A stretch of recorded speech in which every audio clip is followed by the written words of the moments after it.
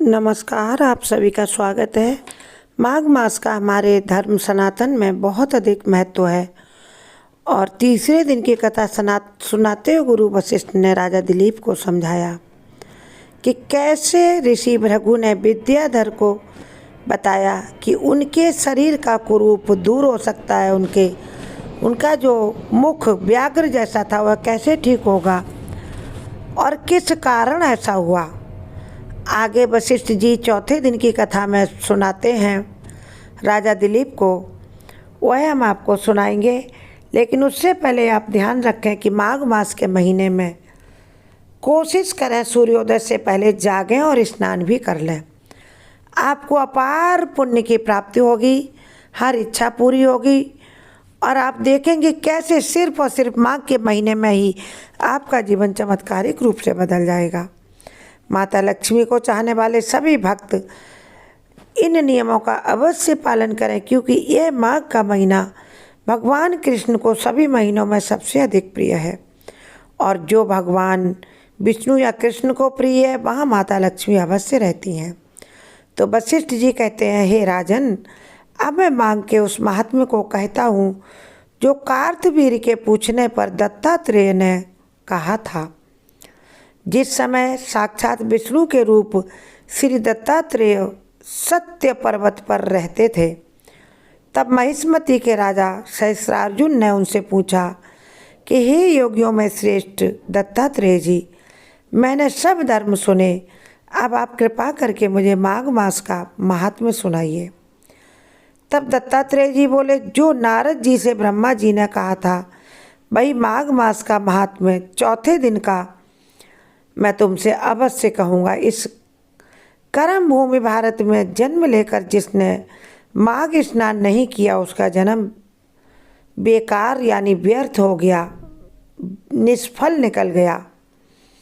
भगवान की प्रसन्नता, पापों के नाश, लक्ष्मी की प्राप्ति और स्वर्ग की प्राप्ति के लिए माघ मास का स्नान सूर्योदय से पहले अवश्य करना चाहिए। यदि यह पुष्ट व शुद्ध शरीर माघ स्नान के बिना ही रह जाए तो इसकी रक्षा करने से क्या लाभ। अतः मैं बुलबुले के समान इस तुच्छ जीव के या इस शरीर के माघ स्नान के बिना मरण समान है। फिर तो शरीर का यानी जिसने माघ स्नान नहीं किया, जैसे पानी में बुलबुला फूट जाता है, उसी तरह से व्यर्थ है। विष्णु भगवान की पूजा न करने वाला ब्राह्मण बिना दक्षिणा के श्राद्ध, ब्राह्मण रहित क्षेत्र, आचार रहित कुल, ये सब नाश के बराबर हैं।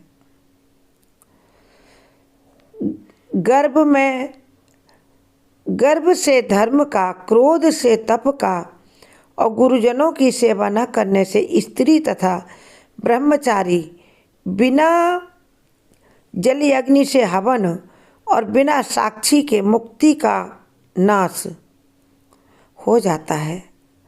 जीविका के लिए कहने वाली कथा अपने ही लिए बनाए हुए भोजन की क्रिया, यानी कोई व्यक्ति मान लो अकेला रहता है तो आप कहोगे अकेला तो रहेगा तो अकेले ही वो अपने के लिए ही भोजन बनाएगा।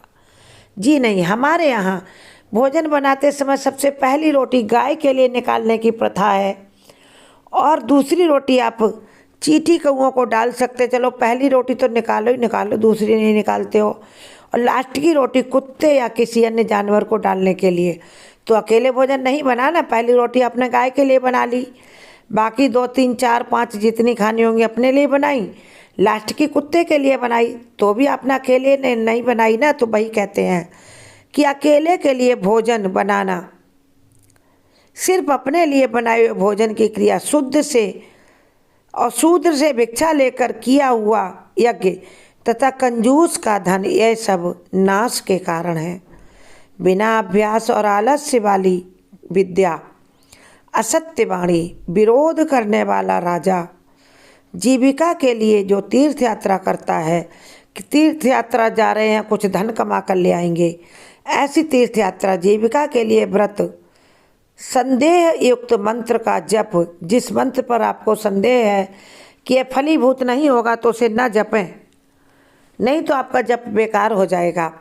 तो संदेह युक्त मंत्र का जप व्यग्र यानी परेशान चित्त होकर जप करना, वेद न जानने वाले को दान देना, संसार में नास्तिक मत ग्रहण करना, श्रद्धा के बिना धार्मिक क्रिया करना, ये सब कार्य हे राजन व्यर्थ हैं।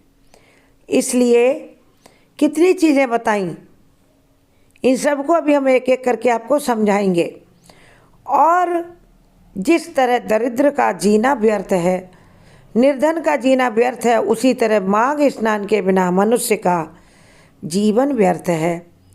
ब्रह्मघाती यानी ब्राह्मणों को मारने वाला, सोना चुराने वाला, मदिरा पीने वाला, गुरु पत्नीगामी और इन चारों की संगति करने वाला माघ स्नान से पवित्र हो जाता है। इसलिए भगवान यहाँ विष्णु की पूजा के महत्व के बारे में और माघ के महत्व के बारे में बताते हुए ऋषि वशिष्ठ, राम के कुलगुरु ऋषि वशिष्ठ हैं, राम के परदादे के भी परदादा जो दिलीप हैं राजा, उनको सुना रहे हैं कि हे राजन, गर्व जो भी गर्व करता है, अपने धर्म का घमंड करता है, नष्ट हो जाता है। क्रोध से तपस्या का नाश हो जाता है। गुरुजनों की सेवा न करने से स्त्री तथा ब्रह्मचारी का नाश हो जाता है। बिना जली अग्नि में हवन करने से धर्म का नाश हो जाता है और बिना साक्षी के मुक्ति का नाश हो जाता है। जीविका के लिए करने वाली कथा, इससे धन का नाश हो जाता है। अपने ही लिए केवल कोई भोजन बनाता है तो वह भोजन शुद्ध नहीं कहलाता है, उसको कम से कम 2-3 रोटियां अन्य जीवों के लिए निकालनी चाहिए, गाय या कुत्ते के लिए। और इसी प्रकार शूद्र से भिक्षा लेकर ये कोई जप तप या पूजा यज्ञ करता है तो वह फलीभूत नहीं होता, सब नाश के कारण है। तथा कंजूस का धन भी हमें नहीं लेना चाहिए, क्योंकि कंजूस धन से इतना प्रेम करता है, यदि कोई उसका धन ले ले तो उसकी आत्मा रोने लगती है, आत्मा उसकी श्राप देती है जो उसका धन ले लेता है। इसलिए कंजूस का धन हमें कभी नहीं लेना चाहिए। ये बातें वह हैं जिनका हमें हमेशा ध्यान रखना है।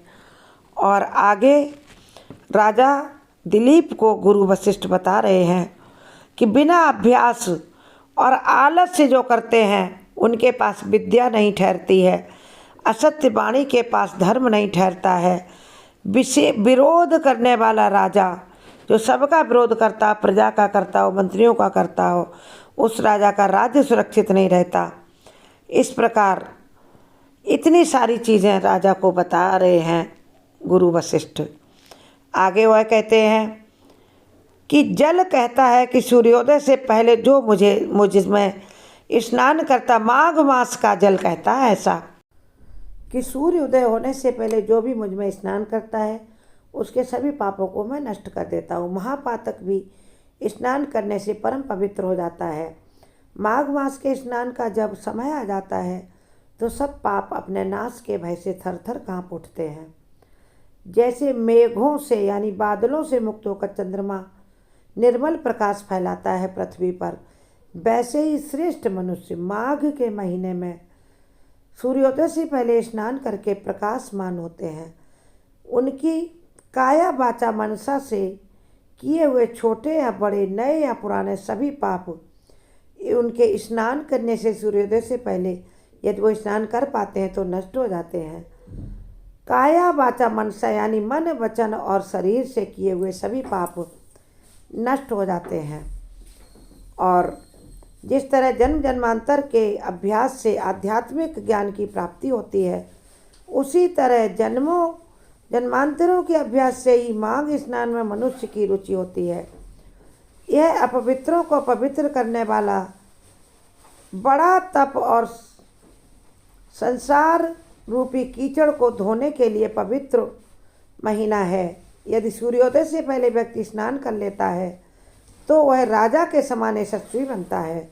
इसलिए हे राजन, जो मन वांछित फल देने वाला माघ स्नान नहीं करते या यह सूर्य चंद्र के समान भोगों को कैसे फिर वो भोग सकते हैं।